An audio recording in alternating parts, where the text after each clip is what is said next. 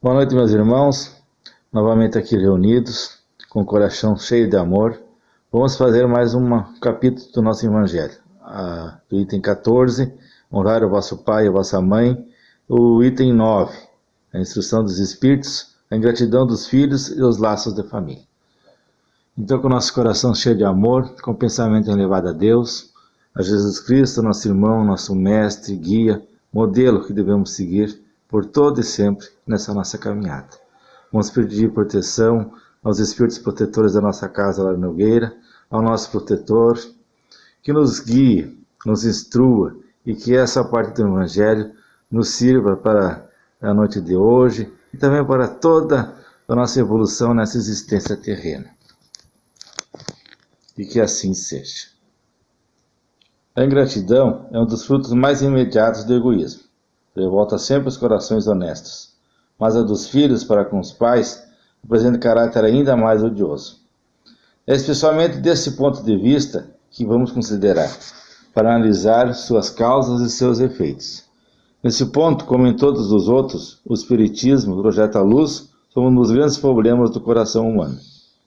Quando deixa a Terra, o Espírito leva consigo as paixões e as virtudes, inerentes à sua natureza, e se aperfeiçoa no espaço, ou permanece estacionário, até que deseje ver a luz. Muitos, portanto, se vão cheios de ódio, violentos e de desejo de vingança não saciados. Mas é permitido que algum dentre eles, mais adiantados do que os outros, entrevejam uma partícula da verdade, reconhecem então as funestas consequências de suas paixões e são induzidos a tomar boas resoluções. Compreendem que para chegarem a Deus só há uma senha: caridade. Ora, não há caridade sem esquecimento dos ultrajes e das injúrias. Não há caridade sem perdão, nem com o coração tomado de ódio. Então, mediante esforço extraordinário, tais espíritos conseguem observar aqueles a quem odiaram na terra. Ao vê-los, porém, a anonimosidade desperta no íntimo de cada um. Revoltam-se a ideia de perdoar e ainda mais a de abdicar de si mesmos. Principalmente a de amarem os que talvez lhe tenham destruído a fortuna, a honra, a família. Entretanto, o coração desses infelizes está abalado. Eles hesitam, vacilam, agitados por sentimentos contrários. Se predomina a boa resolução, oram a Deus, imploram aos espíritos bons que lhes deem forças no momento mais decisivo da prova. Finalmente, após anos de meditação e preces, o espírito se aproveita de um corpo em preparo na família daquele a quem detestou, e pede aos espíritos incumbidos de transmitir às ordens supremas permissão para preencher na terra os destinos daquele corpo que acaba de formar-se. Qual será seu procedimento na família escolhida? Dependerá da sua maior ou menor persistência nas boas resoluções que tomou. O contato incessante com os seres a quem odiou constitui prova terrível, sobre a qual sucumbe algumas vezes, se não tiver ainda a vontade bastante forte. Assim, conforme prevaleça ou não a resolução boa, ele será o amigo ou inimigo daqueles entre os quais foi chamado a viver.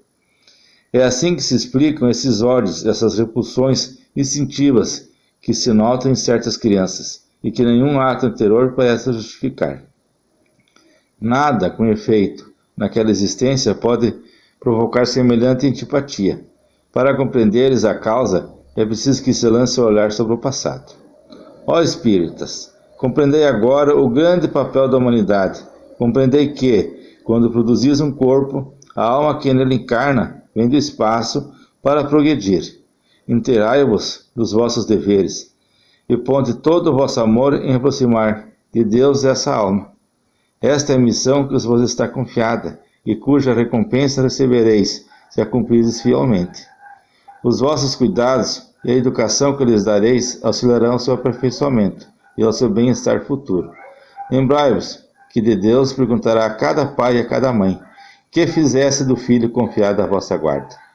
Se ele se conservou atrasado por culpa vossa, tereis como castigo violentos espíritos sofredores, quando ele de vós que fosse feliz.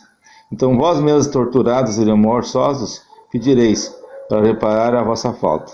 Solicitarei para vós e para ele uma nova encarnação, na qual ficareis em melhores cuidados, e em que ele, cheio de reconhecimento, vos envolverá com seu amor. Não desprezais, pois a criancinha que repele sua mãe, nem a que os paga com ingratidão. Não foi o acaso que a fez assim, e que por valeu, uma intuição imperfeita do passado que revela, que podeis deduzir que um ou outro já odiou muito, por muito ou foi muito ofendido, que um ou outro veio para perdoar ou para espiar.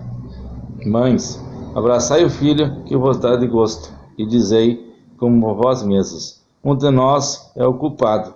Fazei por merecer os gozos divinos, que Deus associou à maternidade, ensinando aos vossos filhos que eles estão na terra para se aperfeiçoar, amar e bendizer.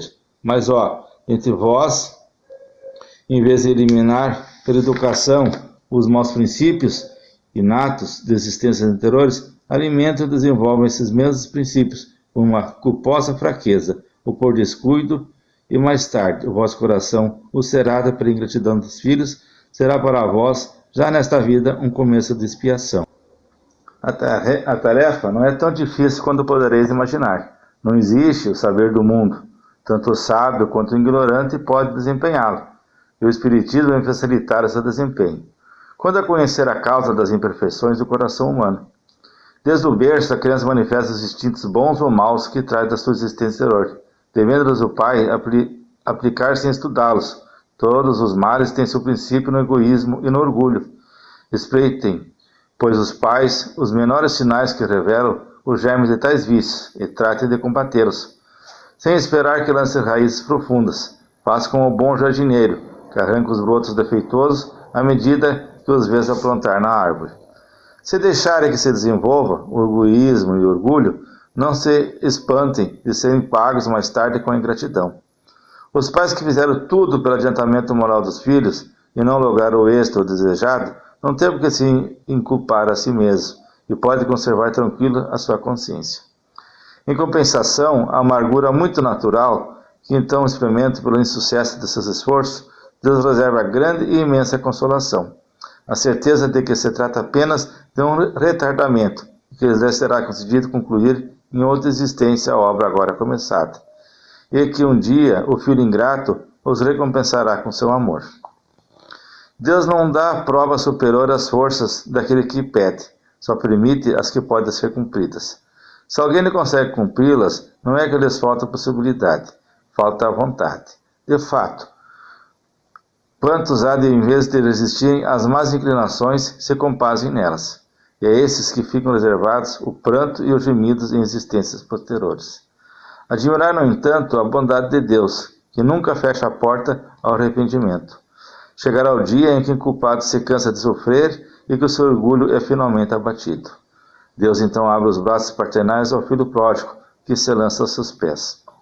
As provas rudes, ouvi-me bem, são quase sempre indício de um fim de sofrimento e de um aperfeiçoamento do espírito, quando aceitas com pensamento em Deus.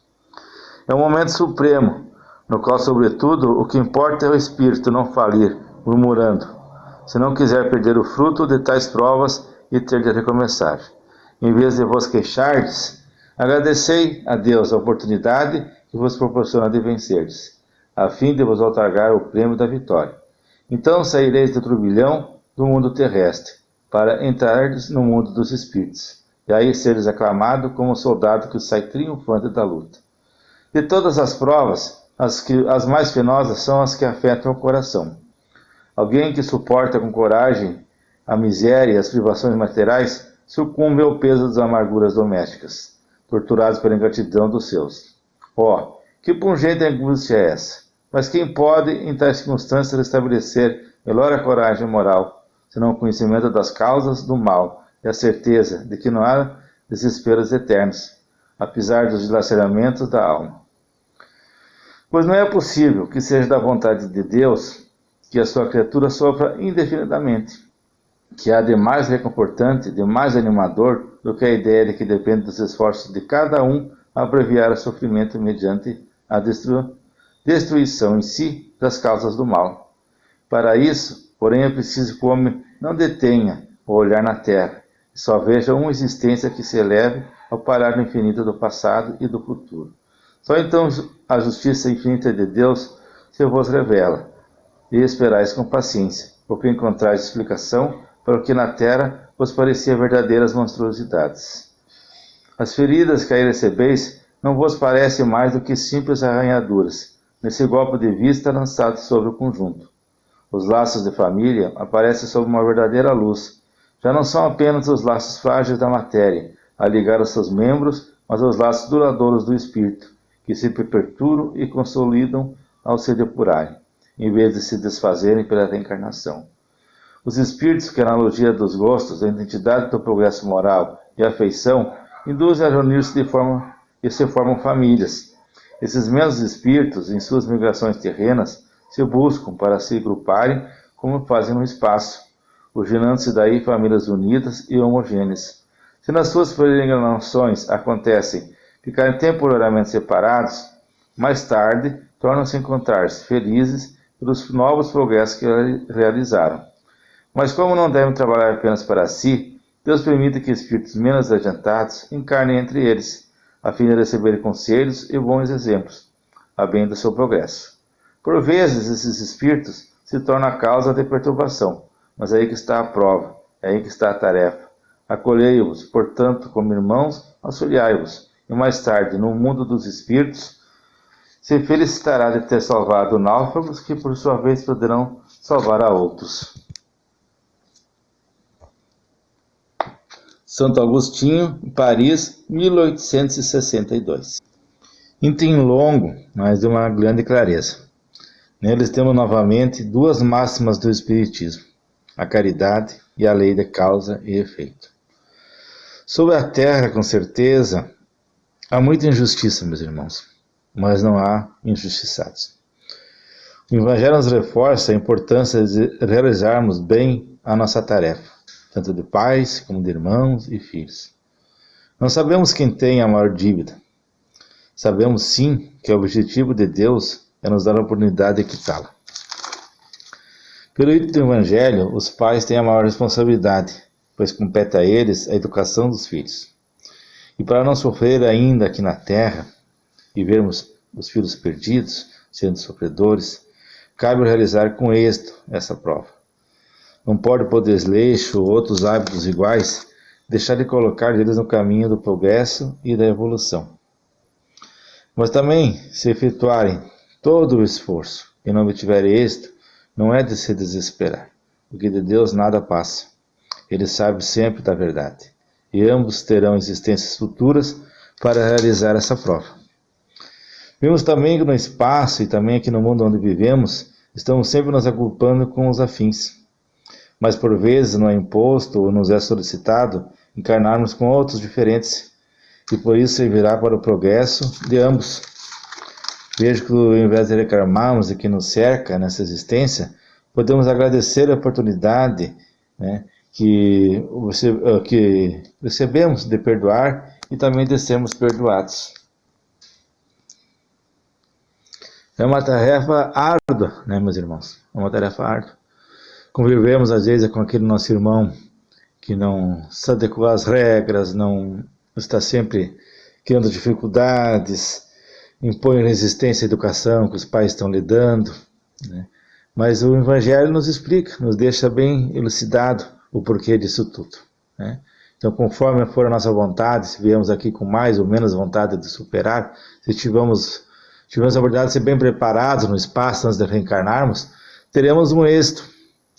Ele será repleto ou não. Então, vai caber a cada um de nós. Mas a alegria que nós temos também é saber que Deus é bondoso. Que se não conseguirmos superar a prova, Ele nos dará outra oportunidade. Isso quando nós estivermos prontos. Não teremos nunca aquela carga que nós não vamos poder carregar. A gente pode ficar toda noite debatendo sobre esse assunto, sempre terá tema de discussão, tema de aperfeiçoamento.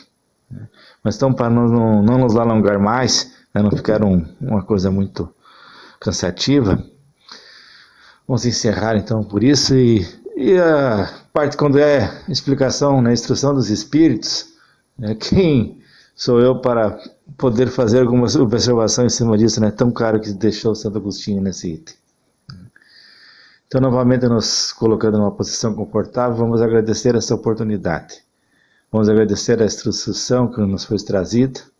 Vamos, com isso, entender várias situações que a gente pode viver na nossa família, o próximo de nós, e auxiliar conforme o Evangelho nos ensina. Deixar uma palavra, deixar uma ajuda, né? Quem sabe ampliar a visão daquele nosso irmão que não tem essa mesma oportunidade que nós. Então vamos pedir proteção a nós, aos nossos familiares, a todos os nossos amigos, a essas pessoas que foram citadas antes do Evangelho, que passam por um momento de dificuldade na saúde, passam por uma perturbação espiritual, que a gente sabe que nesse momento de muitos desafios, às vezes a gente perde um pouco da fé, um pouco da esperança, e isso não pode acontecer.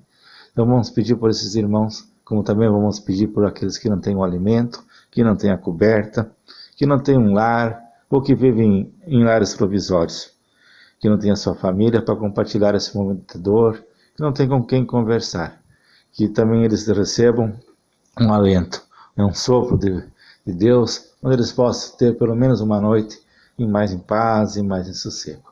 Por todos esses irmãos que nos deixaram aqui na terra, nesses últimos dias, que sejam confortados, esclarecidos e recebidos no mundo espiritual. Tenham atendimento e encaminhamento conforme o seu merecimento e a vontade de Deus nosso Pai. Vamos pedir pelas águas do planeta, que todas as águas, sejam elas as que estão na nossa mesa, nossas jarras, as que estejam servindo a população em geral, elas estejam colocadas o remédio necessário para a cura do corpo físico e da cura do nosso corpo também espiritual.